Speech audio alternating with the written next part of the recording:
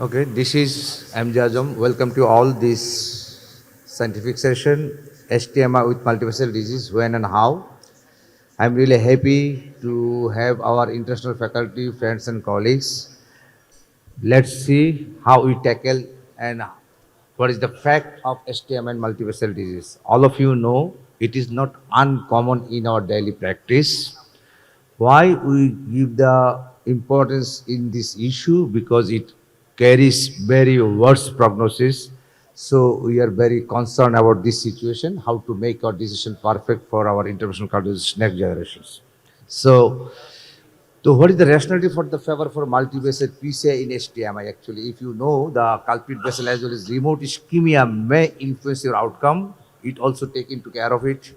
Second thing is vulnerability. There are some hot spots. They may become unstable at any moment.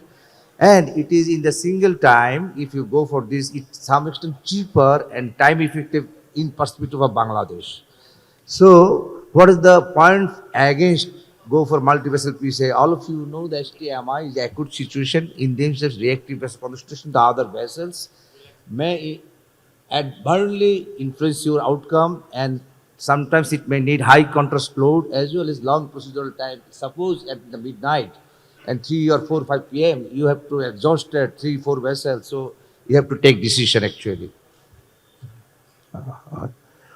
And what the usual approach to treat non-infected artery in STMI? These are the usual approaches: immediate PCI or early stage PCI, late stage PCI, or conventional old-fashioned way in our context, Bangladesh. We just fix it and don't do it unless stress test positive. We don't go for that in usual practice, but I show you some guidelines and evidence how we should approach it. So if you look at the 2012, what is the recommendation? Primary PCI should be limited in culprit vessel with the exception of cardiogenic shock. But if you look at the 2017, non-infected artery, non-infected artery PCI during index procedure should be considered in patient with cardiogenic shock. It is 2A. If you look at 2018, so it is a bit changes. What is the changes? This routine revascularization of non-infected artery lesion should be considered in patient with multivessel disease before hospital discharge. So, fix non-culprit disease before discharge. So, in cardiogenic shock, routine revascularization of non-infected artery lesion are recommended during primary PCI. That is, don't fix it. So, if you look at this, it is downgraded from 2017. So what is the 2021 recommendation? Definitely selected hemodynamically stable patient go for stage PCI, and some selected hemodynamically stable patient, same sitting PCI can be considered. And in patient with complicated by cardiogenic shock, patient should not intervene. If you look at my first case, 60 years male, extensive infralateral MI, when stable hemodynamics, his coronary angio shows LED almost 99% occlusion with some evidence of thrombus, and also RC also disease, you see total occlusions with thrombus. Now question is which one is the culprit vessel? How should you treat, how you approach it? Because stable hemodynamic situations in there. I got 8 minutes, so I can cover it. So question is that whether you should go for single setting complete revascularization. All of you know the complete trial, complete revascularization almost always preferable. But primary PCI in infected artery or FF or ischemia guided revascularization to non-infected artery. But in that situation, it is very difficult to comment which one is culprit, LED or RCA, though it is infralateral MI. But you can't say confidently this RCA is culprit or LED is culprit. But you can assume it. So my third option is primary PCI infected artery and stage PCI in non-infected artery during index hospitalization. I showed you earlier the usual approaches. And primary piece of infected artery and stage PCI of non-infected artery after 6 weeks, which one is our conventional practice. So, what we did, actually, I ordered the RCA, just predel and just stenting, and also go for left system, just thrombosuction and just stenting, and but sometimes it is developed slow flow, no flow. I tackle it nicely by tons of adenosine. So this is the final result. And question is that actually where is the danger treating to non-infiltrated artery? Actually, all of you know infiltrated artery is the culprit artery you should treat must, but non-infiltrated artery is sometimes very hot and unstable. This plague are not as same as chronic coronary syndrome patients. So it may behave anytime very unstable patient. So whether you should treat or not to treat, it is your wisdom to the clinical scenario. Now, question is the no flow, no reflow and slow flow can be unexpectedly happen. So we have to prepare yourself to tackle it, these situations.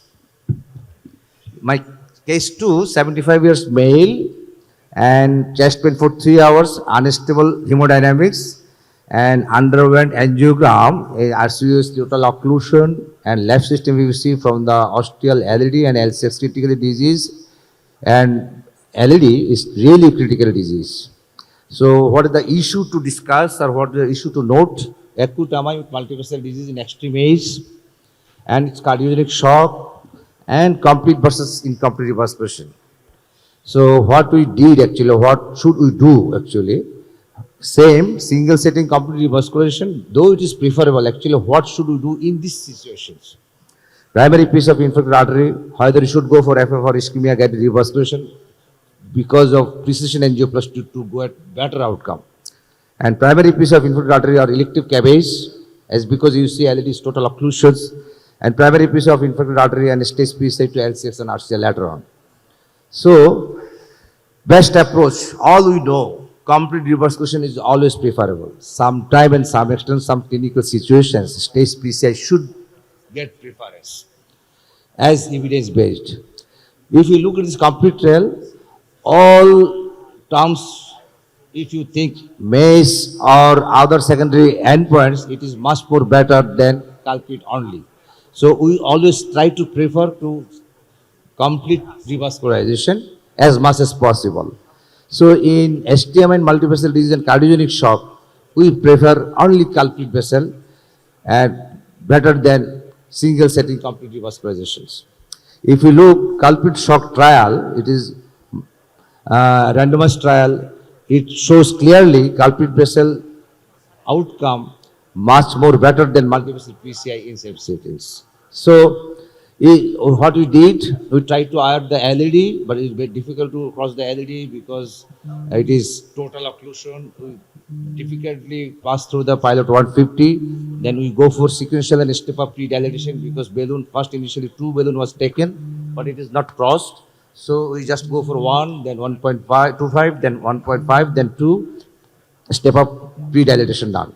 Then we go for 2 stent, overlap 2 stent is stenting, but during this procedure, once you inflate the balloon, patient become unstable, should the cardiac message because RC is total occlusion, total flow is compromised. So we just tackle it by just placing the temporary pacemaker, and we did it successfully. So if you look at this, and we give intracaline and Edicard as much as possible, and this is the result. And this is my third case. If you look at this 60 years male, this is also stable hemodynamics, came into the emergency department at 3 a.m. and severe compromised chest pain for 5 hours, and streptokinase was given at the moment, and in the morning patient developed complete heart block. So what we should do, TPM was done immediately, and patient deteriorating, patient rushed to the cath lab, found triple vessel disease, and which system we should address first. If you look at the right system, all RCA, LED, LCS disease, now which artery we should treat first, and should we go for stage or complete revascularization? So what will be our next step? As you know, rhythm first. So we TPM already done. So rhythm is tackled nicely, and plan for elective PCI or complete revascularization first, or PPM and later on, or revascularization of infiltrated artery only, or stage PCI, RC or LCX, or PPM later on, or complete revascularization or wait for rhythm correction, then PPM. So what we did actually, you see, LED just stenting, but LCX stenting and RC also stenting, but patient not, rhythm is not reverted. So what should we do? We wait up to 5 days, On 6th day, we go for permanent pacemaker implantation. And this is the permanent pacemaker implantation on 6th day. So in my conclusion, I think I am in right time. This is my conclusion. Standard of care after primary PCI culprit vessel, how we should approach significant left non-culprit disease. Stress testing, positive, go for revascularization, negative, go for medical therapy. And care given these trials, different trials, no stress testing, revascularization, complete or culprit only. If stress test positive, go. If negative, go for medical treatment. So thank you very much. I am ready to answer you after this presentation. Thank you very much. Hope you will enjoy.